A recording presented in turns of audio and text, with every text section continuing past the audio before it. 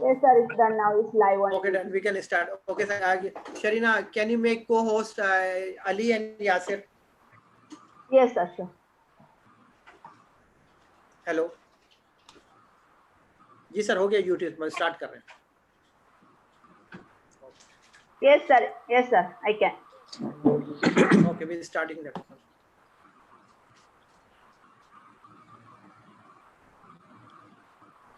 Hello. Hello. Can you hear me? Hello. Hello. Can you hear me all? Yeah. Good evening. Yes. My name. Okay. Hello. Assalamu alaikum, everyone. This is Saeed Asif Zaman from ICAP UAE chapter. Now we are going to officially start the proceeding, and I will request. I will start with the name of Allah. Bismillahirrahmanirrahim. Auzubillahi minash shaitanir rajim. Bismillahirrahmanirrahim. Qul a'udhu birabbil falaq min sharri ma khalaq wa min sharri ghasiqin idha waqab wa min sharri naffasati fil 'uqad wa min sharri hasidin idha hasad. I will request Mr. Yasir Gadik, Chairman of ICAP UAE chapter. Yasir, are you there? Yasir? Hello. Hello, Yasir. Yes, Asif bhai, can you hear me? Yeah, Yasir, please, can you start the proceeding, please? Assalamu alaikum and good afternoon, everyone. I hope all of you are doing fine and staying safe. I'm Yasir Gadet, Chairman of UAE chapter of ICAP members.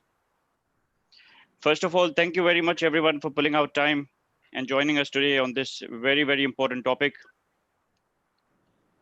UAE has always been in the news for its tourism and real estate sector.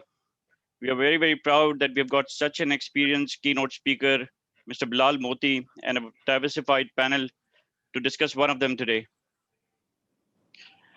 UAE chapter of ICAP members have always played a vital role in connecting its members and arranging sessions and webinars on relevant topics.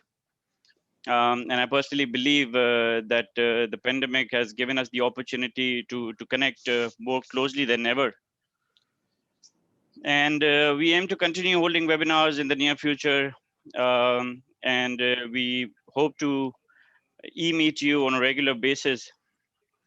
But before I jump on to the topic, I would like to thank the entire managing committee of UAE chapter of ICAP members and the ICAP team for pulling out this session on a very, very short notice. So hats off to them.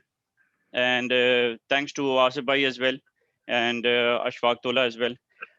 To quickly skim you through the agenda for today. So right after this, we will request Mr. Ashfaq Tola, the chairman of ICAP OCC, to come and present. And right after that, we'll have Mr. Bilal Moti, an experienced valuer, real estate and property valuer in the region. Right after that, we'll have a panel discussion followed by a question and answer session where we'll connect with the panel and the keynote speaker, and that'll be it. Now I would request Mr. Ashfaq Tola, chairman of OCC, to come up and give the welcome address. Please, thank you very much. Auzubillahi minash shaitanir rajim. Bismillahirrahmanirrahim. Yasir Gadet, the dashing chairman of ICAP UAE chapter, Mr. Bilal Moti, my childhood friend Asif Zaman, and my UAE overseas chapter committee members, the newly elected ones, and the senior members of the fraternity and distinguished guests. Assalamu alaikum wa rahmatullahi wa barakatuh. Actually, Khalid Saab was supposed to offer the welcome address, but unfortunately, because of some meeting at ICAP, he is busy and he shouldered this responsibility to me. Nonetheless, I'm here, and this is a good topic. I always take lead in taking initiative on these subjects, and I'm extremely grateful to UAE chapter for enlightening us on this insightful webinar and this topic. Needless to say, my experienced friend Bilal Moti is second to none, and he knows the subject very well. His insight will definitely give us a new knowledge about the real estate market of UAE, which is talk of the town right now. It's a burning question because a lot more is dependent on UAE capital and UAE real estate market. It has an influence on the world economy as well. As pandemic is over now, and I think the economy is moving back, so I think this is the right time to give insight to the members and to give them actually the knowledge which they deserve and they desire.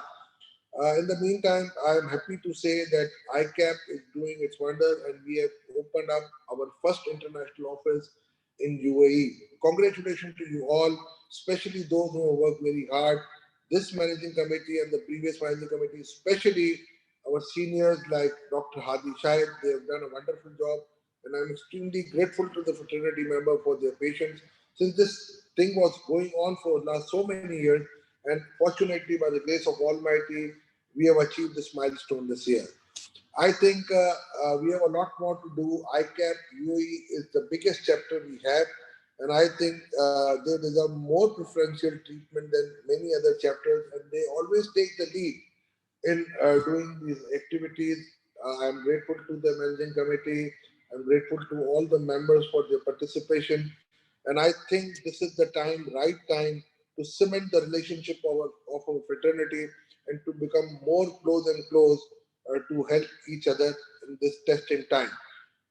In the meantime, I would not like to be the meddling person between you and Bilal Moti. Bilal is an experienced guy. My relationship with him goes back to the school days, and he is ever intelligent since those school days, and he's far, far ahead than we Duffer people. And now he is, mashallah, leading from the front in UAE capital market and UAE valuation and real estate market. Inshallah, by the end of this year, for the benefit of ICAP members, we will be having a webinar on this non-resident taxation, especially with this perspective of the current return which you need to file. Myself and Mohammad Uwais, our chairman of the fiscal committee, will also be addressing that seminar. And with these words, I'm extremely grateful to Yasser, Asif, Bilal, and the entire team, and congratulate you on arranging such a successful webinar. Inshallah, next time we will be having a seminar instead of a webinar, and I'll make sure that I'll be personally present there. With these words, thank you very much. Pakistan Zindabad, ICAP Hyderabad. Allah Hafiz.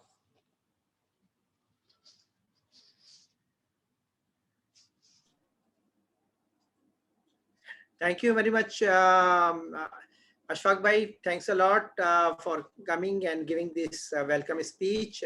Now I will like to start officially the events, and first of all, our today's speaker is Mr. Bilal Moti. He is a Pakistani Dutch citizen, and in general he have been a banker, equity, commodity broker, professional, and now entrepreneur running a fast growing valuation firm in UAE called the Windmill Valuation Services. His experience spans for about 35 years from an entry-level customer service officer in ABN AMRO Bank to the CEO and the board member of few organizations in the region. He worked with blue chip companies like ABN AMRO, Bank Muscat on regional and global level. Academic, he's an MBA holder of banking diploma and member of Royal Institute of Chartered Surveyor as a practicing valuer.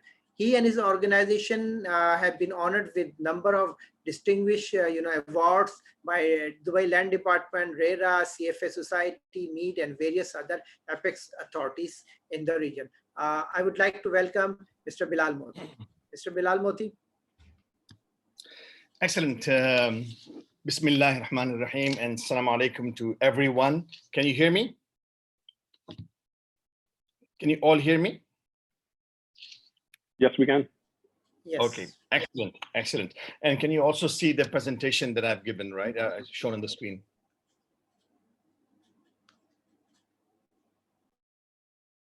Asif bhai, Yasser bhai, can you see the? Yes, we can. Yes, we can, Bilal. Please continue. Excellent. Yes. Well, First of all, thank you very much, Ashfaq Bhai and Asif Bhai, for giving such a generous introduction about me. I keep wondering whether you're talking about the same person or not, but thank you very much, really appreciate it. And I'm more grateful to the ICAP UAE chapter, as well as the Overseas Committee, for giving me such a privilege and opportunity to speak to such a large and learned and qualified audience this afternoon. So once again, thank you very much from the bottom of my heart. Okay, so I'm going to skip my introduction because it has been taken care of very, very well by my friends here. What are we going to cover this afternoon for the coming 15 to 20 minutes? We are going to discuss the impact of the disastrous and unprecedented COVID on the global markets as well as in the UAE. We will touch upon what are the strategic initiatives taken by the UAE government and other stakeholders. How is the market recovering now? And what is the outlook of the UAE property market going forward in the short term to medium term? And perhaps most importantly, what are the opportunities that we can explore and tap, and the lessons that we have learned so far? All right, selfishly, something about Windmills Valuation Services that I represent. We value real estate assets, industrial assets, transport assets, and companies' assets in the UAE and in the region. And I am just, yeah. Windmills is an ISO certified company on the compliance and customer satisfaction level. I am, all right. To our huge privilege, we have been granted the award of among the top 7 valuation firms in the UAE by Dubai Land Department and the regulatory agency in February 2020. Windmills has gone international. We have signed up partnership network with 8 top-tier valuation firms in 8 different countries across Asia, Middle East, and Australia. And this is a snapshot of our flagship financial institutions as a client who we work for every single day, and also to our huge privilege and opportunity, we also work for government authorities, the flagship insurance companies of the country, as well as the blue chip corporate clients.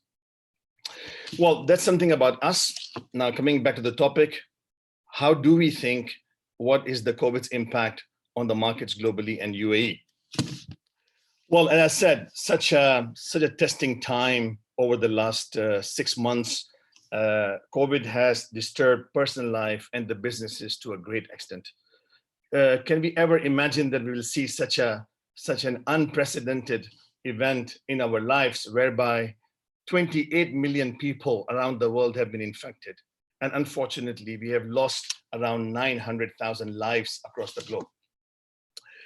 How has it really impacted the overall business, the GDP of the entire world? Before the COVID situation, we were looking at an expected growth rate of 3.3% towards the global economy, which is around $133 trillion. And there are various scenarios made by IMF. If you look at the most likely scenario, we're talking about a 1% decrease, so 1% minus over 3.3% of GDP growth. And in absolute terms, we're talking about $1.5 trillion of diminishing productivity around the world. And God forbid, if it goes into a worse mode and it affects the overall world into a recession, God forbid, then we may end up losing $4 trillion to $5 trillion of growth in this year alone. UAE is, of course, not insulated as well, because it's also such a global country.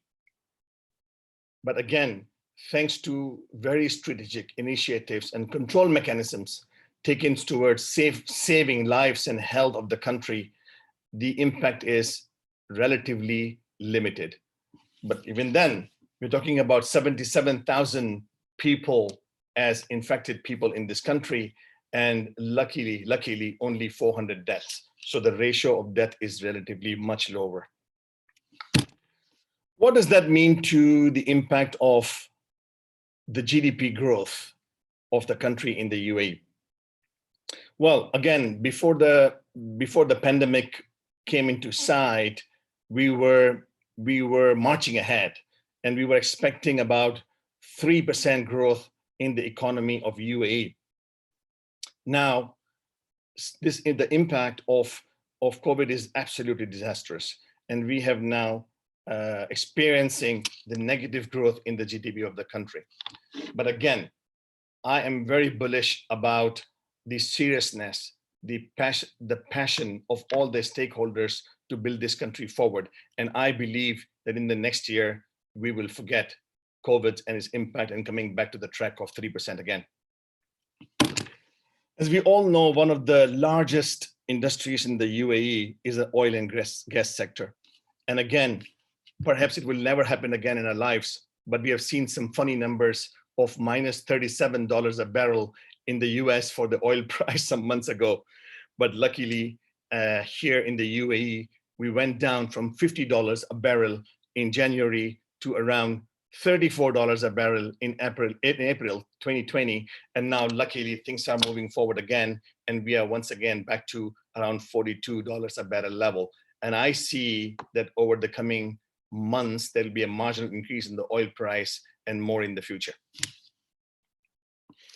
What is the impact of COVID on the real estate markets of the UAE directly? Let's talk about Dubai and Abu Dhabi, which, and they both collectively form about 90% of the real estate market. We have been seeing the property prices decline over the last 5 years at around 25% rate in the last 5 years. And over the last 1 year, about 7% in both the markets. And we see mixed feelings over the last 1 month.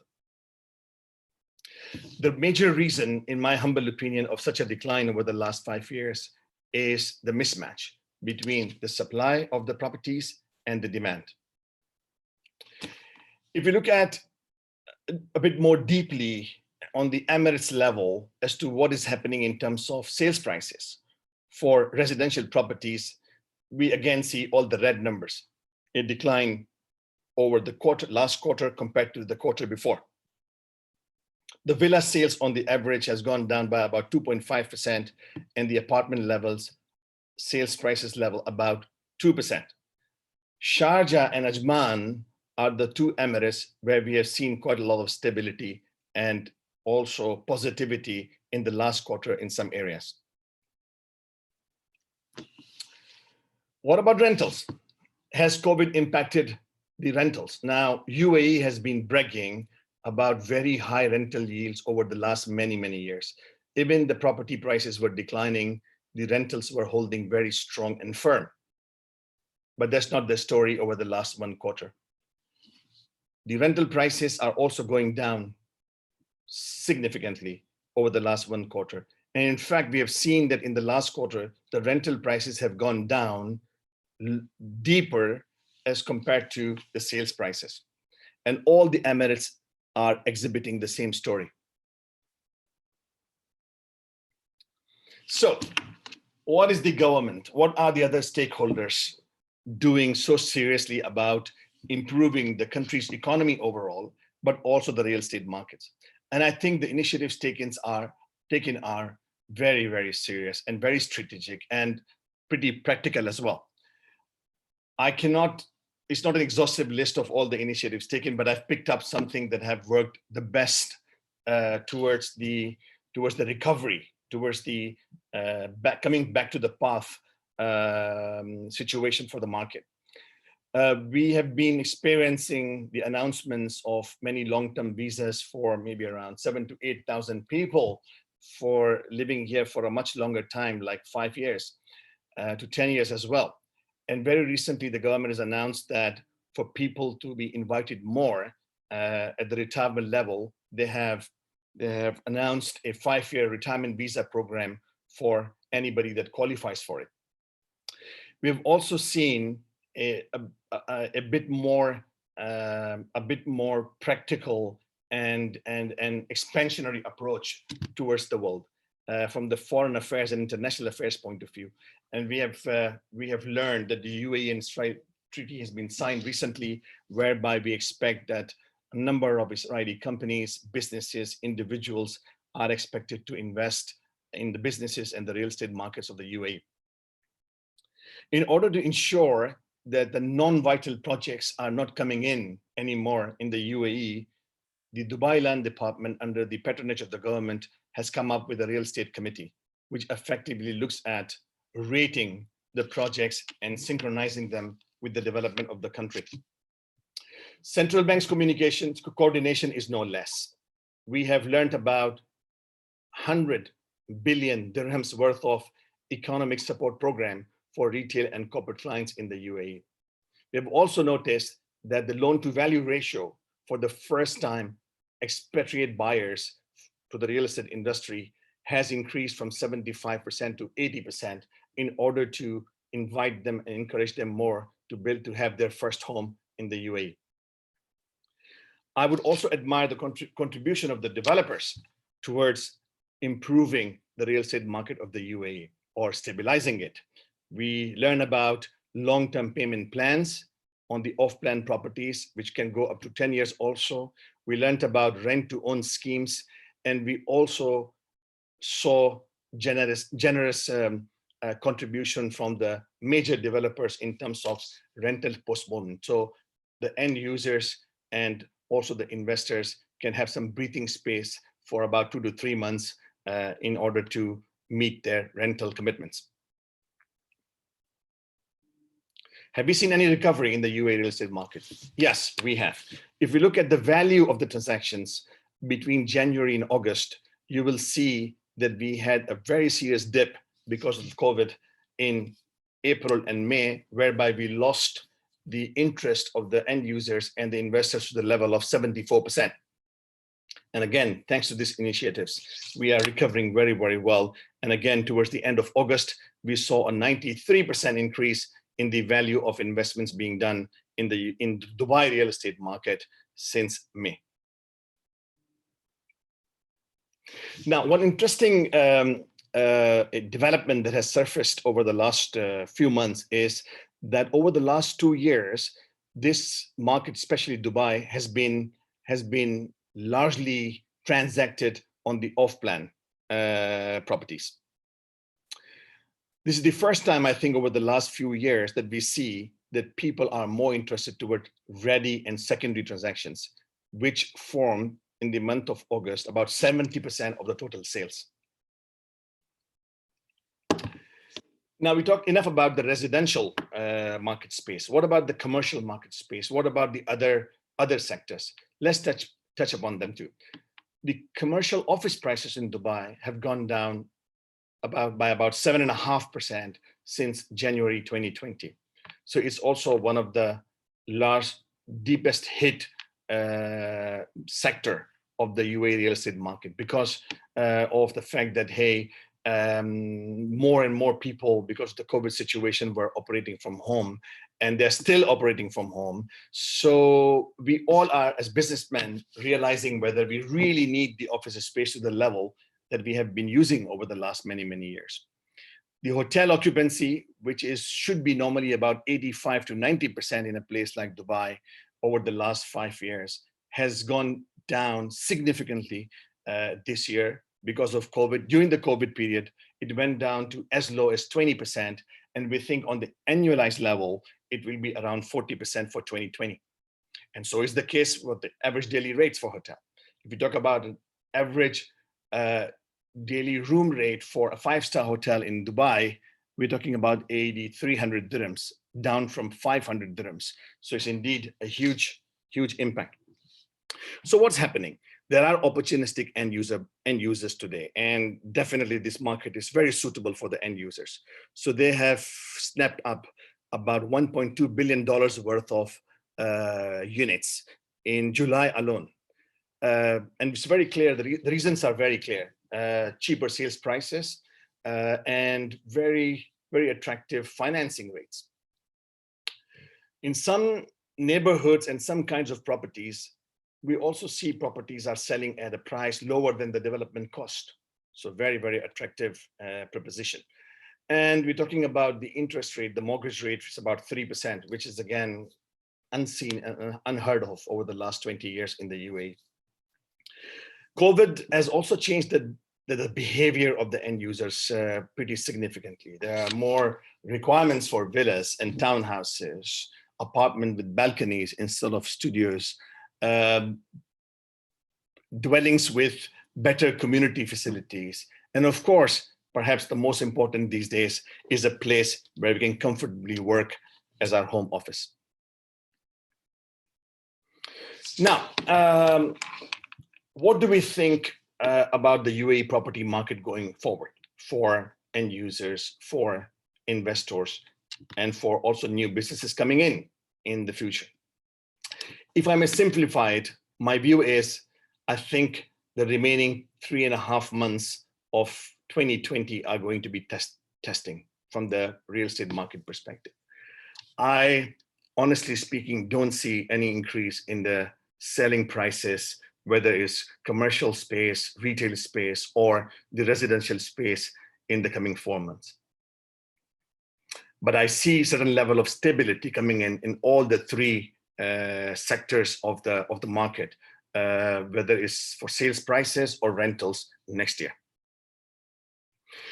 I'm one of those persons who remain very, very positive for UAE in general and real estate market in particular in the medium to long term. And my reasons are very clear and categorical. I believe there is no country like UAE from safety perspective, prudence, tolerance, and human rights perspective. It's basically emerging as a global business hub with so much of internationalization in our lives, as well as in our professions and the businesses. The policies and regulations from the governments are very pro-business, and they're getting more and more in that direction. I'm extremely impressed with the infrastructure, which is absolutely first class compared to any country in the world. We all talk about the fact that hey, UAE has become very expensive to live in and do business in, and doing business here. To some extent, we may have some valid arguments, but in my humble opinion, it is still a no personal income tax and no corporate income tax country. In the real world, practically speaking, this makes a very, very big difference. And the people who have been living in the other parts of the world, whether it's Asia, Europe, and the US, would absolutely agree with me. And again, this tiny country of 10 million people over the last 25 years has registered a historical development. If we look at the travel, the aviation, the hospitality, and the retail sectors, and many more, I think UAE has achieved a serious level of excellence. And these are my arguments why I think that this country's all markets, as well as the real estate market, should come back. My last few points. Again, I do not consider myself as a very effective leader, and I also don't consider myself as a person who knows everything about the real estate market. But of course, based on my limited research and study, I learned a lot, a great deal from such an unprecedented COVID event over the last months. So again, positively speaking, I firmly believe that everything has an expiry date. So is COVID. So there's an expiry date for its impact as well. And I believe that next year must be a year of growth once again. We all, and like many, many people around the world, will be focusing more on our health, our savings, the cost efficiency in our lifestyle and business because of such unknown, uncertain events. And we will be going more and more technological in anything that we do. What my advice to companies and the businesses is to cut the fat away, which means make sure that your businesses are as efficient as possible, as cost efficient as possible, and it has no room for leniency in the way we do things. And the answer is technology again. My advice to investors will be, yes, when the things go down like this, we all think very, very negative. I would suggest look at it optimistically, re-strategize your plans, and buy low at one of these times. As you all know, and the history has told us over many hundreds of years, that prudent investments in stocks and real estate have made us rich. One more asset class, which perhaps is the most interesting for entrepreneurs, is buying businesses and grow inorganically. And I think this is one of those times which perhaps we might not get to that level, opportunistic time to see, and again, as per a strategy, what businesses are more interesting, can we buy them and grow inorganically? Let's not forget, business make us even richer than the investments in stocks and the real estate. Coming back to the UAE, I firmly believe that all the initiatives taken by the stakeholders, as we spoke about, are going to work. I strongly believe in the UAE. I mean, the strength of focus on development in this country is phenomenal. Over the last 30 years, a village-like city has gone to one of the global business hubs today. Okay, so I believe in the UAE, and I believe that Expo 2020 should be instrumental and conducive to put another foundation for growth for this country. I think with this and with this limited time that I have covered my discussion. Thank you very much for patiently listening to me. If you have any questions, I'm available during the panel discussion, please. Once again, thank you, the Overseas Committee and the ICAP UAE chapter, for giving me such a brilliant opportunity to speak with you.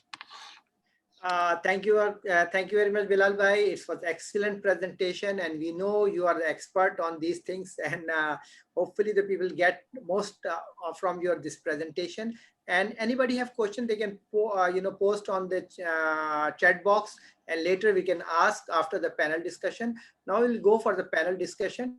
Today's we have 5 people in our panels. They are the expert in this real estate market. Starting with Mr. Iqbal Daud. He's the president of Pakistan Business Council Dubai. He's a seasoned businessman having experience of about 42 years, mostly in UAE. He's in various businesses in UAE, Pakistan, Japan, Africa. He's in real estate, automobile, and manufacturing.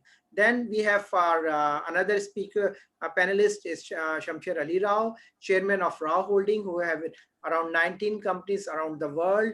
He's one of the largest property manager of staff properties, manager accommodation in Dubai, real estate developer, facility management, and he's very well known for his philanthropic work. Especially, he was very well known during the COVID crisis when he was offered, accommodation for the homeless people in Dubai.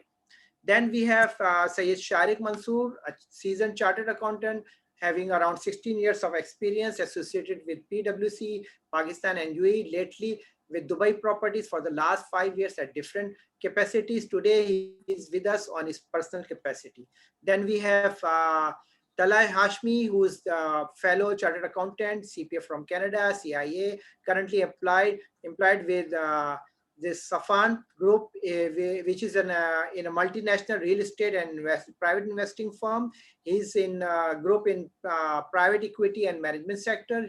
He oversees the financial reporting process in capacity as a group financial controller. Then we have Qais Ghazi Abu Taha. He's a professional investment advisor with more than 12 years of in-depth experience of real estate investment, tourism, fund management, application, and property development with special focus on residential and commercial leasing. And he currently is the founder of CEO of SFI Properties. Now, today's what I would like, for the group discussion, that for the group's panelists, is that what are the current, real estate situation in UAE, and how does the COVID impact the market, and what we see the future of real estate market and properties in UAE for the rest of 2020 and in the next years. So we will start with Mr. Iqbal Daud. And I have a specific question for Mr. Iqbal Daud, which we have received from our participant, that will the factor like new in retirement, visa scheme announced by the UAE government and ties with Israel and other similar initiative will impact the real estate market or not. To you, Mr. Iqbal Daud. Assalamualaikum. Everybody is listening? Ne? Yes, clear listening, and we cannot see you only, we can listen you. Loud and clear. No, but it is closed by the monitor. My camera is not working. Okay, no problem. We can imagine you. Yeah, now you are fine enough. Yes, excellent. Now we can see you. Great.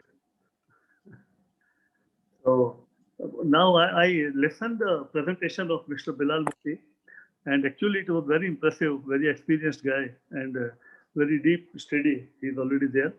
And as far as concerned with the good infrastructure, the law and order situation in Dubai government's very business-friendly atmosphere, very good free zones, and their packages, each and every segment, these things are attracting. But according to my study, this is very good for the trading, for logistics, for these types of facilities. But as far as concerned with the real estate, I think the best policy is hope for the best and prepare for the worst. Because due to very good payment plans, the reducing prices, new segments are incoming. They encourage new peoples to buy. But prices of the properties are continuously declining. Rents are continuously declining. And in rents in the neighboring state, very horribly, the half of the properties are somewhere vacant. And lot of things which will affect. So by the retirement plan or by the new country recognition and the relationship with Israel or whatsoever, so I'm not very optimistic in short term. Maybe in long term it will affect, but retirement will not affect in a drastic way or some reasonable quantity. And also about the Israel, they are very massively investing in the big projects, but manpower, according to manpower and the peoples are coming, they are not very comfortable for the Dubai requirements. So it will take long time to effect it. So I feel that we have to be very cautious and save our money, and very defensive policy we should adopt. This is my personal feeling. Thank you. Thank you very much, Iqbal Sahab. Thanks a lot. Now, I would like to invite, Taha Hashmi, and we would like to hear from you about this, what is the impact on this commercial properties, and especially this, Unity as such. And then there is a specific question for you as such. Remote working, have increasingly very common and accepted now in UAE. So what do you think about this offices space, and it will affect the real estate of commercial real estate, specifically for the office type, spaces? To you, Taha. Assalamu alaikum and good afternoon, everyone. Hope you guys can all hear me loud and clear. Yes, Taha, loud and clear. Please go ahead. Excellent. Thanks, Asif, for the question. I think just as an introductory backdrop, I just want to comment on a couple of things before I kind of pull over to the exact question that you have asked me. I think first of all, it's important for everybody to realize that COVID-19 as a pandemic was a genuine black swan event. And by nature of it being a black swan event, there is not much in terms of preparation or foresight that you could have had. And at best, be it governments or be it private institutions and businesses, they can only be reactive in nature and be the best at those reactive measures in order to combat the effects of COVID-19. That's number one. And I think number two thing is that we also all need to realize that UAE and more specifically Dubai remains as one of MENA's most diversified economies. Now, while it is most diversified, it means a number of sectors have been impacted, like hospitality, leisure, retail. Because if we were having this webinar on maybe some other MENA country, we wouldn't be talking about some of these issues. So while it's that diversified, a number of sectors have been very hard hit, but that also means that there are more legs to stand up on when the recovery phase starts. So I think those are kind of a couple of backdrops that we need to understand. One of the things that Mr. Dawood Iqbal as well as Bilal Moti mentioned, the foreign relations that have come up right now, the geopolitical elements that have commenced. I think there's already anecdotal evidence in the market to suggest that there is increased inquiries and demands coming in from a couple of MENA countries, and I think that will kind of also help us in the future. Coming on to the more specific question about commercial real estate, be it retail, hospitality, or office. I just want to kind of start with probably the other way around. I just want to comment on a couple of things on retail and hospitality before moving to office space. I think retail space, in my view, is probably the one that will remain the most challenged in this economy, because pandemic only accelerated the growth or the focus towards e-commerce. But even in the pre-pandemic phase, brick and mortar institutions globally, retail institutions globally, were suffering because of changing consumer behaviors, and that's only the pandemic has only pushed more focus on e-commerce and online purchasing. And a lot of individuals and companies that were not focused on the e-commerce platforms were almost pushed into the corner to invest in those e-commerce platforms. So I think retail space will remain probably the most challenged. And I was looking at a couple of GLL reports on this, and it suggests that there's actually 16% of additional retail space coming into Dubai in H2 2020. So I think that the supply side, which again, I think Bilal also mentioned earlier, that supply will remain a key focus in terms of managing property prices. Coming on to the hospitality side, I think hospitality and aviation globally has probably been the most impacted sector for all countries. But I generally feel that hospitality sector is impacted only in a temporary way, because as soon as as soon as we get to grips with the COVID situation, you expect that aviation will kickstart again. People want to go back into the tourism sector. Dubai as a tourist destination has always remained very attractive, and you would expect that kind of tourism demand will seep up. In fact, we have already seen tourists coming back into Dubai and to some extent supporting the hospitality sector. I think in the hospitality sector, where there will be bigger challenges is on the business hotel and the business hospitality side, because Dubai is also a big destination for conferences and events. And I think in the short term, those conferences and event facilities will likely remain through virtual and video conferencing, just like what we are doing right now. So I think business hotels will probably be more challenged in order to kind of bring up ADRs and occupancy rates, in my personal view. I think coming on to the office segment, Asif, I think first of all, I would say that I think when the pandemic hit, and I think when a number of us were forced into remote working environments, I would say that a number of a lot of organizations were quite surprised by how resilient people were in terms of being able to work remotely and continue to deliver on business as usual activities. I think if you were to imagine in a pre-COVID environment and ask somebody that from tomorrow onwards you're going to close down offices and push people out into remote working, I think nobody would have expected or prepared for it. But we went through the pandemic and we delivered on it. Having said that, I think now you would see a lot of organizations that are actually in a way requesting, proposing, suggesting employees to come back into the office environment.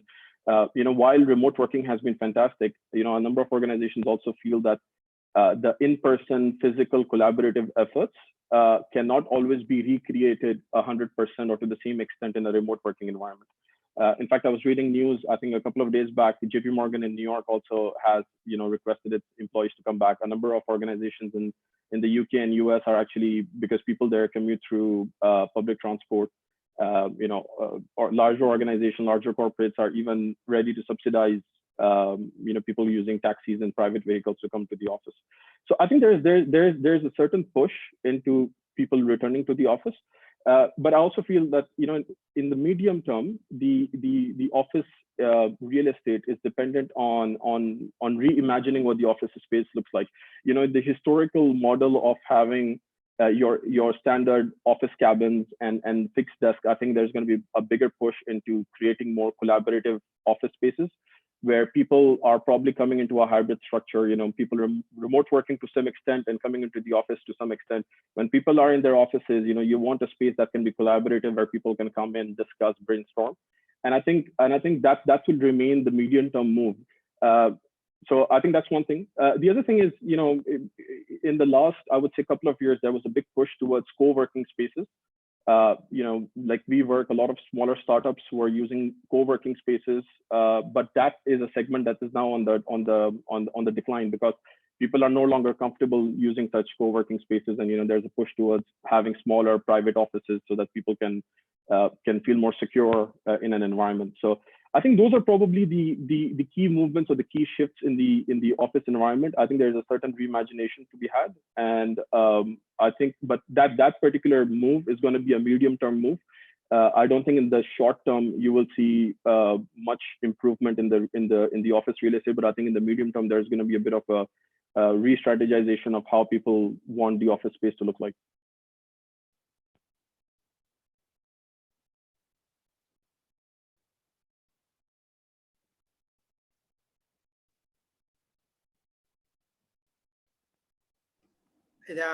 Thank you very much, Taha. Now I will request Syed Sharik Mansoor that I want to hear his views, and especially you see that what has been going on in this, especially the hospitality sector. You see that around 400,000 employees by I think Booking.com, 25% they have laid down on that one. And coming back to Mr. Iqbal Daoud's comments and Taha Hashmi, I see that the agreements which is in place, like with Israel, you will have a lot of inflow of tourists. I think the tourism will increase, which have gone down during the pandemic, and we have reading in the newspapers that a lot of from Israel people, they have booked their planes and tickets to come to Dubai. So what do you think, Sharik, about this overall situation which is going on in pandemic on the real estate sector, especially on the hospitality sector? What effects you foresee in the future? To you, Sharik.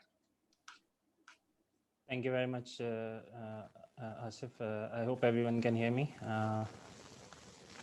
Brilliant. Yes, Sharik, we can.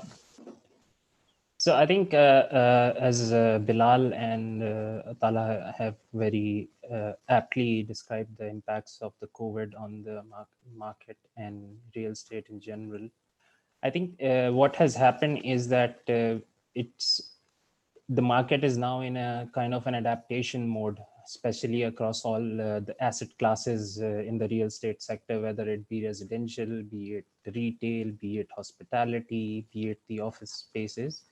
Everyone is now in a mode where they are adapting to the new normal, which is less footfall if you're looking at retail, less tourists that are coming in because of the international travel restrictions that are there.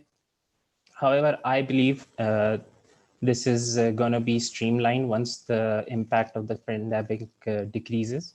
And this is in the near to medium term. There will be adjustments and there will be certain uplifts in footfall and tourists coming in slowly and gradually. And eventually this market will normalize. Maybe in 12 to 18 months time, we will see the levels coming back up. Now, as you mentioned that Booking.com has made announced certain redundancies, I think it's a well-known fact the hospitality sector in general has been hit very hard because people in general have restrained themselves from taking staycations as well.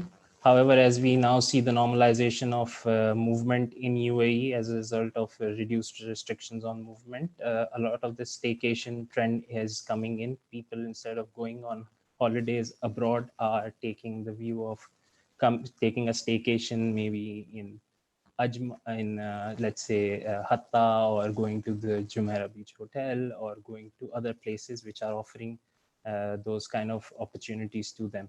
So slowly it is building up, but until the pandemic the impact decreases to the extent where we normalize our activities, I think it will be a slow and gradual build up to that stage where we can get normal ADRs and revenue per available room levels back to the pre-COVID situation. So I think as much as this sector is vital, I think it is one that will surely bounce back and will be the first to be getting back up to speed, especially the hospitality sector. On the retail front, I think it's going to be more dependent on once the tourism levels return. So once the aviation industry is back to its normal levels, a lot of tourists coming in, the retail activity will increase, and then the retailers will see their revenue to rent ratios improving, and hence that overall retail sector, the mall operators in UAE, the MAF Group, Emaar, etc., will slowly see their volumes coming up and their revenues increasing. Thank you very much, Sharik. What I see is that by signing new agreements with Israel and this announcing of some new, initiative, this is an attempt to bring in new direct investment. I think so. Mr. Bilal and other people can, confirm me that these are the things which they are focusing to bring the fresh, direct investment, especially the tourist people and the footfall back, and to bring the Dubai to its norm again with very fast pace. And I would like to invite now our evergreen Mr. Ali Rao, Shamshir Ali Rao, to express his view regarding the current situation in the pandemic, about the real estate. And for him specifically, I want to know about this emergence of disruptive technology that drive the innovation of the real estate industry, known as the PropTech, is affecting the real estate market, especially the sharing economy. To you, Ali Rao. Thank you, everyone. As everybody knows that this PropTech has revolutionized the real estate industry. Everybody knows Airbnb, a small story of renting out a mattress and turning that company into a $31 billion US dollar company. And whoever is living in Dubai, they know Dubizzle, that a small company that has changed the way we buy, sell, and interact with the people. They have streamlined the processes and the transactions are more efficient, and etc. So it has brought a revolution mainly in two things, in real estate and in tourism industry. Okay, as per the United Nations World Tourism Organization, there were 25 million tourists in 1950.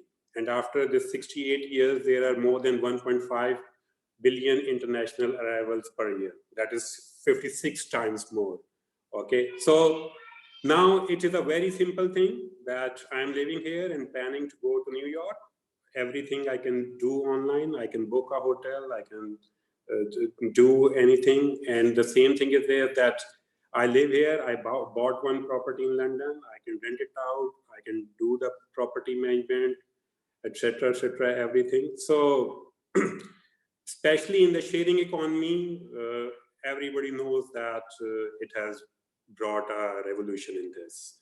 And a few minutes before, Mr. Bilal Moti provided some very impressive numbers in his presentation. I have my own simple formula to evaluate the Dubai real estate market. If all the developers are producing 30 to 45,000 residential units per year, and 6 to 9,000 families are leaving country per year, are the new 36 to 54,000 families are coming to Dubai every year or not? Answer is no. We know that tax is low, but margins are declining, real estate prices are depreciating, inflation is high. We have world-class infrastructure, but people are losing money. Law and order is good, but businesses are not making money. Taha was correct about retail offices and his hospitality sector, very, very impressive. I agree with Iqbal Bhai's statement that retirement and peace treaty are short-term solutions. We believe Dubai, but long-term planning is required for consistent growth. Yes, tourists are coming from Israel, but 17 million people were coming out of 7 billion population in the world. So in Israel, they are just 9 million. How many tourists will come here? Again, a short-term plan. Instead, yes, it is a good thing that we have done the peace treaty with Israel, but I think that the peace treaty with Iran will bring a real change.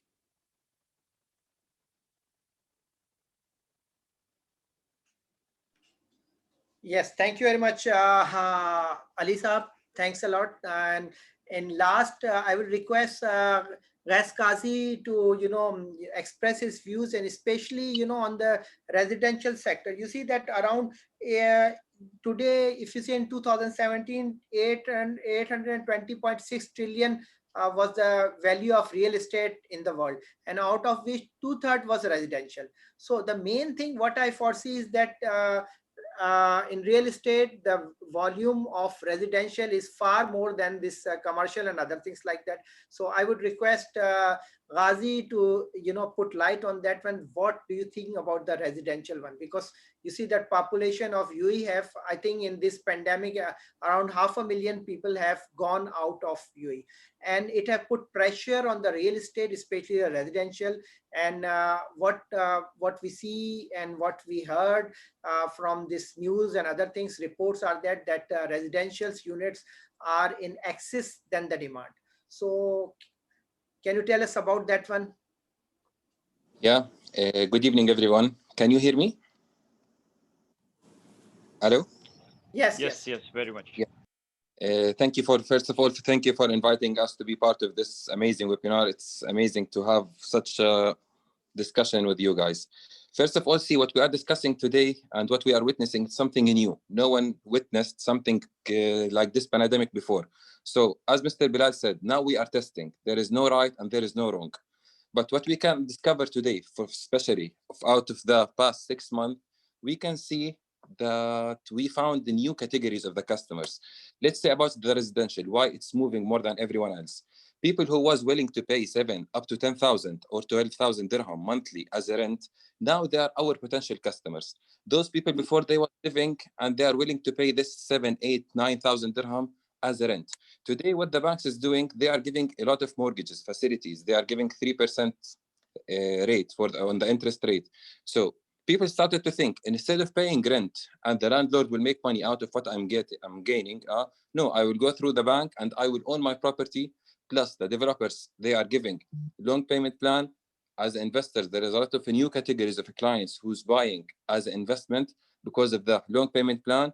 Plus a lot of people before they was worried about the service charges. If we will see today, most of the developers, they reduce the service charges in couple of areas and couple of projects.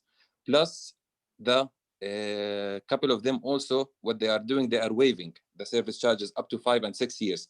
So if I will be as an investor and I will buy a property through a developer with a 5 up to 10 years payment plan, and I'm not paying service charges, I will get my return of investment on average, depends on the cash flow, which I'm paying, not less than 8 to 9%.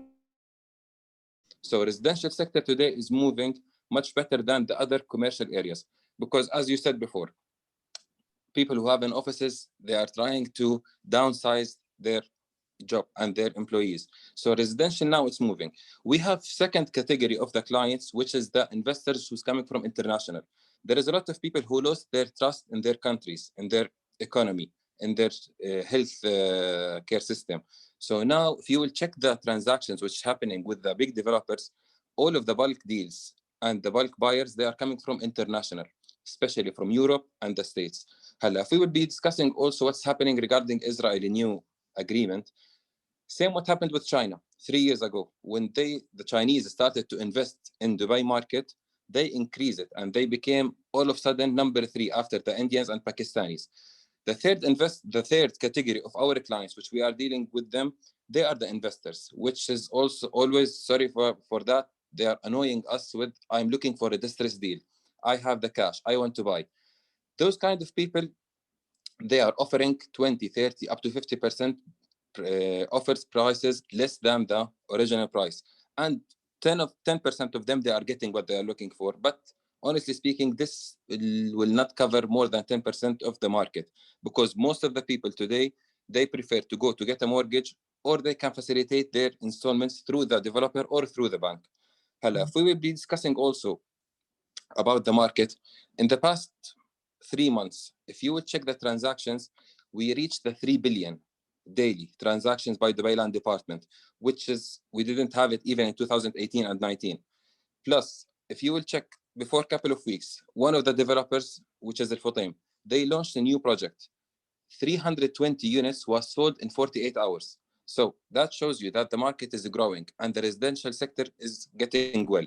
A lot of people, they are saying the market is down. There is a drop in the prices.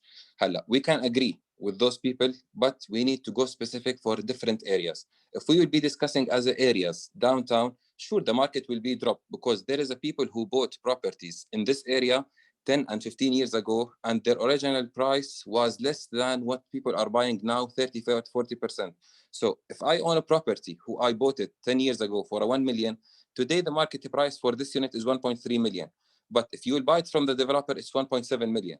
So if I will sell my property for 1.2 million, I'm making money, 220%, plus I was renting this property for the past 10 years. So there is no drop in the market.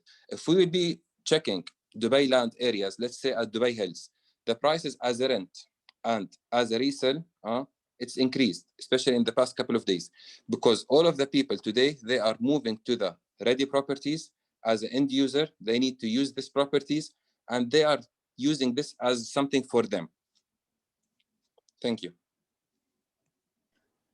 Thank you very much, Ghazi. Thanks a lot. And I see Dr. Hadi is there. Dr. Hadi, do you want to add something what the panelist and the speaker have said? Dr. Hadi, are you there? I think he's busy. We'll come back to him. There is a question posted for Mr. Bilal. You have referred in your presentation that prices of real estate will stabilize next year. Have you considered the injection of new units? Well, thank you very much for a very interesting and important question. Yes, we have considered the in this particular estimation, the current supply and the upcoming supply is definitely considered as well. Let me tell you where is my conviction comes from. We all agree, speaker and the panel members, in the short term, we don't see any prominent green offshoots coming in, which can improve the sales prices and the rentals. We all are clear about this. But we all have also said, directly or indirectly, that in the medium to long term, we are positive about it. Some people are more positive, some people are less, but we see that this should improve, okay? And I think the last speaker also mentioned that there are still some projects that are being sold on a number of days basis. Let me give you some macro statistics as to why I believe that it's almost the time that the property price should stabilize. Look, number one, quite a lot of townships across the country, especially in Dubai, quite a lot of the properties are actually selling at the development price today. Okay, they don't even offer any element of profitability. Okay, so it makes the development of the new projects non-practical from the financial perspective. Okay, and this is the lowest price or close to the lowest price we could see. Of course, it all has to be natural. If it takes about 600 dirhams per square foot to build a residential apartment building, it cannot go to 300, or 250. It will be absolutely unnatural. And if it happens for a week, 2 or a month or so. But it cannot be the permanent feature of the market or even a long-term feature of the market. So the sanity, the financial sanity has to prevail. Number one. Number two, the macro numbers. The year 2000, the population of UAE was about 3 million. Today, we are talking about, despite the fact that a number of people have gone, we are still at more than 9 million people. Okay, so look at the magnitude of expansion of this country. Okay, and now Dubai is in a much better position to attract more people than what it used to be 20 years ago. Okay, all we need, in my humble opinion, of course, it's a tough task. It's this situation of pricing going down 30% over the last 5 years cannot be changed overnight. It will take some time, maybe a year, maybe 2, maybe a little bit more. Okay, but look, all we need is 500,000 people coming in to provide the demand for personal investments in the UAE market. And then at the same time, the corporate investments, the asset managers investments, the family group investments, the local people, the people that were living here, whether local people or the expatriates, by gaining confidence, will think again differently in a year or 2 years time, in my humble opinion. Okay, so I believe I'm sitting at the moment in a staycation in a very, very large property, very beautiful property in Ras Al Khaimah. It's fully booked. It's fully booked. Okay, we're talking about thousands of people coming here. So I did the same thing about a month ago in Atlantis. It was overbooked. So what I'm saying is that yes, there is a huge challenge, but I think with innovation, with the pricing and the return levels already, and the international focus on China. Let's not forget the international focus on Israel and perhaps many other countries that we don't know, should bring in, I think, over short to medium term, the required confidence and trust back in the market. Thank you very much, Bilal bhai. And I see that some properties are, today are even sold than the development cost today in Ajman, especially today. If you calculate the, you know better than me, if you calculate today's development cost, and they have been sold because they have been built, a period ago, and the pricing they've been sold because of this crisis and other things like that. And hopefully the things will come back. For Talha, I have a question for you. There is somebody who posted, Ahmed Saeed. He said that as lower valuation are going to result in increased provisions for the financing exposure, how is this going to impact capital, and will it have a systematic impact on the economy, which is heavily reliant on real estate and banking? Sure, Asif. I think it's a good question as well. See, I think in my view, Q3 moving into Q4, moving into Q1 of next year, I think those are the critical elements to monitor the real estate market and the fallout from the possible increased financing provisions and issues around it. Because what happens is that when you think about the financing elements, there is usually a time lag. If you recollect back in March, April, when the pandemic hit, there were a lot of good stimulus measures done by the central bank back in the time. 3-month to 6-month payment holidays were given by the banks. Now, what that means is that right now, in the kind of July to September period, a lot of those kind of payment holidays and breaks are coming to an end. And I think it's very critical now for homeowners as well as for the banks to see how best to take this forward. I think one big difference right now, as compared to something like a 2008 financial crisis, is when you speak in the market and when you discuss with bankers, I think there is much more acceptance and prudence around the fact that we have to work collaboratively with homeowners and the real estate sector to make this work. So I think banks are quite hesitant to enforce foreclosures and strong detrimental actions against homeowners at this stage. So I think now, as we move into Q4 and we kind of see how those payment holidays and breaks are being managed going forward, I think that will really shape the whole financing provision for this market. And I think just one more thing to add as well. I think we still have to realize and remember that Expo did move from this year to next year, and we are obviously all hopeful that Expo 2020 is now to be staged in 2021. Should have the required effect to bring back certain levels of tourism, certain levels of business activity. So I think there is that catalyst as well that is still it's still in the kitty bag of sorts, so that has to unravel next year, and that should help the market. Thank you very much, Tala. Mr. Ali Rao, I have a question for you. Are you there? Mr. Ali? Mr. Ali, maybe the okay. I will ask Mr. Ali Rao, are you there? No, I think he's left already. Iqbal bhai, I have a question that there is somebody posted. What is your assessment about opening education institution in Dubai and rate of returns? Please repeat. I don't understand. Yeah, Iqbal, what is that? Somebody have posted a question that what is your assessment about opening educational institution in Dubai and rate of return?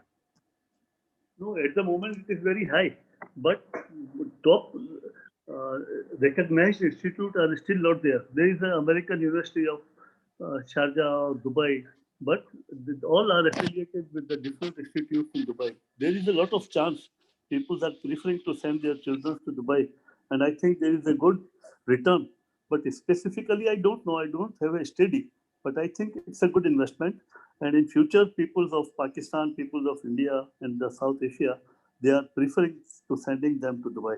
So there is a good prospects in this field. Thank you. Bilal bhai, can you enlighten on this one? Yeah. You want to add something? I was about to say that, but I thought I'm speaking too much and not giving other people a chance. It's fine enough, no problem. We have recently valued few schools, so I have a little bit of a deeper understanding of how schools and universities work in this country. Look, overall, a good school and a good university in general is a requirement in the UAE. Okay, because there are limited number of schools compared to the population, and especially at a lower and middle fee bracket. And number two, also the universities, again, on the lower and a middle fee bracket and highly recognized high quality universities are still limited in number. We have seen over the last 5 years, there are a lot of traction from international first-class universities to come to the UAE, and they have done a great impact in the market. Great job. We saw University of Birmingham, we saw NYSE coming in Abu Dhabi, and a few more that I don't remember now. But overall, it's a very viable business as long as it is done in a high quality way and perhaps the middle fee class way. But again, it depends. It depends on a number of factors. It depends upon what geographical area that these universities and educations are covering. It depends what are the levels, the curriculum, I mean, say primary, secondary universities. It depends also upon the subjects that they focus on more, and it depends upon the quality. So, but overall, I think making about 15 to 25% return over the coming, on a medium term average basis should not be a problem for a high quality educational institution. Okay, thank you very much, Bilal bhai. There is another question posted by Syed Imtiaz Abbas Hussain. How UAE, especially Dubai, are restructuring their business space and employee strength as a step to avail cost efficiency? Do you think such restructured system will benefit long-term business also? This is a question posted by Imtiaz, and I think Talha, can you be able to answer this question? Sure, Asif. Also, I think this goes back to the earlier point that I made. I think in the short to medium, in the short term, really, because I mean businesses were forced into a remote working environment, and I think a lot of businesses embraced it quite well. As things relax and as people realize and as offices realize that they do have the office space still intact, they are, I think, requesting and encouraging employees to be back in the office in a more collaborative environment. I think what's going to happen is, in my personal view, I think the short term, nothing drastic will change because a lot of businesses are anyways cash strapped. And I think so many times they are into longer term leases as well. So trying to, reduce office lease or trying to move into a different premises is sometimes not that easy to start with. But I think in the medium term, there's probably going to be two shifts. And I think one shift is moving into probably some sort of smaller service office culture so that they can save on CapEx requirements and things like that. That's one thing. The other thing is, as I said, it's reimagining the office space, focusing more on collaborative spaces where people can work, more meeting room spaces, more lounge spaces. And I think that's going to be the focus.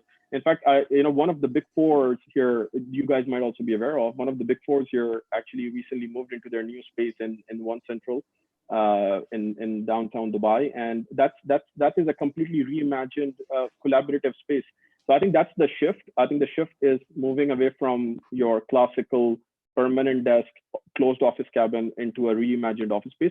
But if people believe that physical offices will be removed in the future, I still don't see enough conviction for that. I think businesses believe that physical interaction and collaboration is required. Some sort of a hybrid structure is the future.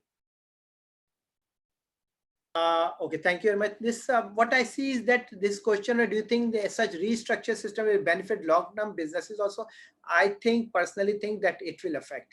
When there is a cost efficiency there, and as compared to the Bilal Bhai will confirm me whether I'm saying right or wrong. That Bilal Bhai, have you heard the question? That one. The question was that how you, especially Dubai, are restructuring their business space and employee string as a step to avail cost Can you efficiency. elaborate on the question? I was a bit carried away. Sorry. Yeah, this was that about the cost efficiency, which is why the restructuring or things have been done. So I foresee that in Dubai and other places now the cost still is going on. What was the development cost and other things like that, and unless and until the government have issued some rebates, like they have gone down for the development cost or transfer cost. So the question is that is this in long-term benefit, the restructuring will help out or not? Okay, well, with regard to the real estate sector, there's a huge shift in the way the development is happening. Huge shift. You would remember in the decade of 2000, the freehold market was largely focusing on large villas. And even if they are focusing on villas, they were also focusing on kind of 3-bedroom, 2 to 3 bedroom, or even 4-bedroom apartments, which are more luxurious, okay, to entice certain class of people. There is a radical shift in the development situation. Now we're talking about more studios and 1-bedroom and more affordable housing, okay, and that's one way of expanding the investments, in my humble opinion. That's one thing. The second thing, we also noticed quite a number of initiatives taken by the government and especially Dubai Land Department in order to rationalize the cost structure. And one of them was the service charges, okay? I mean, I was paying, I categorically remember, about 24,000 dirhams to Demak for my JLT apartment. And now it has gone down to 16,000, 24,000 to 16,000. A huge change, and I'm a very happy man, luckily. So there are areas where governments are taking initiative. Now, of course, it's going to benefit.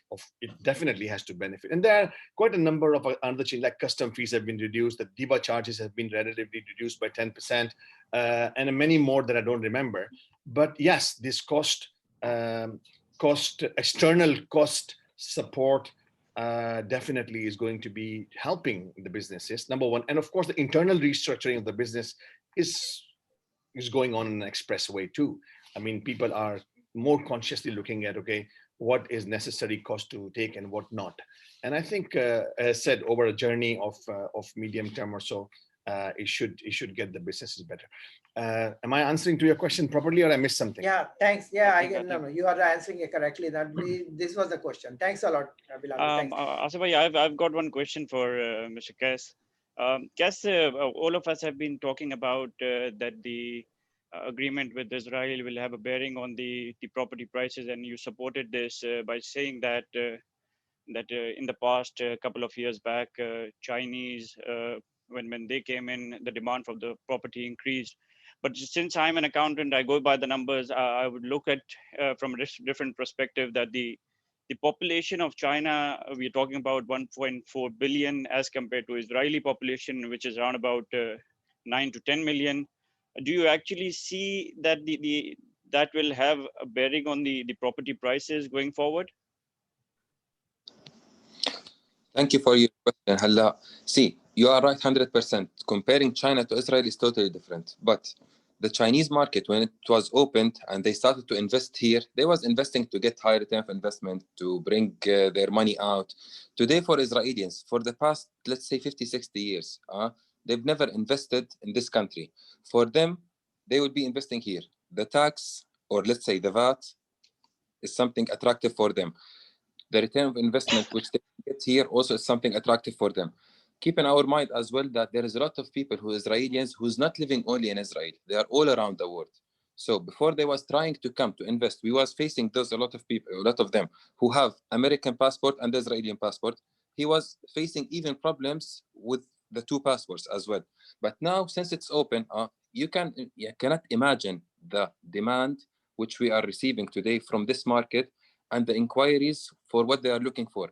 Yani, see, for them, they are looking for commercial more than the residential, and you will be shocked that they are looking for the retail sector more than the commercial itself and the residential.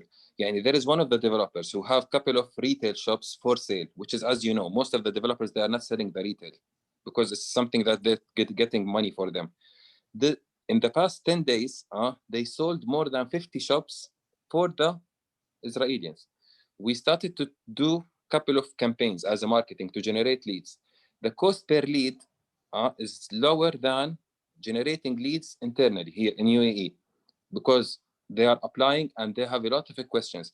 To close the deal with those people, it's not something easy because for us, even it's something new. We don't know how is the process is going and they don't know even what they need to do. But if we will compare starting the last, let's say 2 weeks, the demand and the way how they are applying and asking, you can see the effect, how it will be. Plus, they are not buying individually. They are a group of people, a group of investors who's trying to move and open for them as a head offices here. I will add to my question there. Sorry for taking much of your time again. No, we got the news earlier today that Bahrain has also opened the doors for Israel. How do you see that other GCC country as compared to the other GCC country, UAE is placed to attract those investors? See, honestly speaking, today I cannot compare UAE with any other country from the GCC because there is no environment as an investment environment that they can get in Bahrain, same what they are getting here, or in Qatar, same what they are getting here. Here is totally different. Today, UAE is one of the best 10 countries in the world. So it's attractive by itself for tourism, for end users, for people who want to live, for everything. You cannot compare UAE with any other GCC country. So, and at the end of the day, it's a competition. And they was competing with not only Israel. Yani today, let's Chinese. When they started to invest here, Saudi Arabia was open, Qatar was open, Bahrain was open, but they prefer to invest here because of the added value for themselves. At the end of the day, they are investors. So it will be the same. It will not affect. Thank you. Thank you very much. Thank you. Thank you very much. I would just, before going to the last question, I would be, highlighting some point that despite being among the many driving force for the UAE economic growth over the past 2 decades, the real estate sector has already been, struggling. And before the, COVID crisis, arrived that one. And you can see the postpones of, delay of 2020, and it has added, the COVID have added. So we have, COVID crisis, we have some recession crisis in going on. And in this way, what, as compared to the other rest of the part of the world, still I believe that Dubai is going far more better than other part of the world, especially in real estate sectors and other sectors. And the returns today are much higher, still is much higher. And you can say in UK and other Europe, there is 2.5% or 2.25% are the returns. So going to the last question, we'll be closing that one, and rest they can send us an email on and we can get their answers. Is from Mustajab. He's saying the effect of job losses and salary cut on the real estate market. Is there any chances of recovery in population and income cuts? Sharik, I would like you to answer this question if you possible for you. Sharik, are you there? Yes, I'm here, Asif. Sorry, Your mic is I'm just reading the. Can I repeat the question? Yeah, I'm just trying to read the question. Just give me a sec. Mustafa, you said. Mustajab Ahmad. Yes, effect of job losses and salary cut on real estate market. Is there any chance of recovery in population and income cuts? See, I think in the long run, yes. Immediate term, until the market stabilizes and the economy as a whole does not recover, there is going to be in the near future, the status quo will remain. But yes, in the after, let's say, about 8 to 9 months, we will see these aspects being reversed. And some of the business sectors have already started taking the lead on these. For instance, your aviation, I think Emirates had recently announced that they will be putting back some of the salaries to their employees. Similarly, as different sectors start recovering, they see a positive impact on their overall revenues and their bottom lines, then slowly though they will also start reversing the impacts of these of the pandemic on the employees' incomes.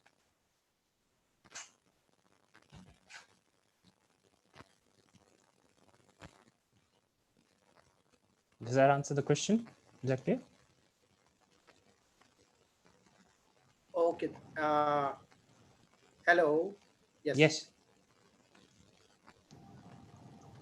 Okay. Thank you very much, Sharik. And with that one, back to you, Yasir, for the closing remarks. And thank you very much from my side for all the speakers, Bilal Saab and the panelists. To you, Yasir. So thank you very much, everyone. It has been a pleasure to host this event on behalf of ICAP, Bilal Saab, Talha, Iqbal Saab, Ali Rao, Sharik, Kais, and everyone. And thank you, like always, Asif Bhai. It has been a pleasure having you on board and leading the ICAP forum from the front. Till then, if anyone have got any questions, they can email it to us on our registered email address. And then I read it somewhere on the chat that people are asking for the slides of Bilal Moti's presentation. We will share it if we can get the request. And that'll be it. Thank you very much. And then on the last note, if Hadi Saab is there, we would like to hear from him if he is available. It will be a pleasure if he is around. Not sure if he is. No, I don't think he's there. But thank you very much, everyone. Thank you very much. We'll by that line, we'll close off, sign off today, and hope to meet and conduct such sessions in the near future again. Thank you very much. Thank you, Asif. Thank you very much. Thank you very much, Thank Yasir. you. Thank you. Okay. Thank you very much.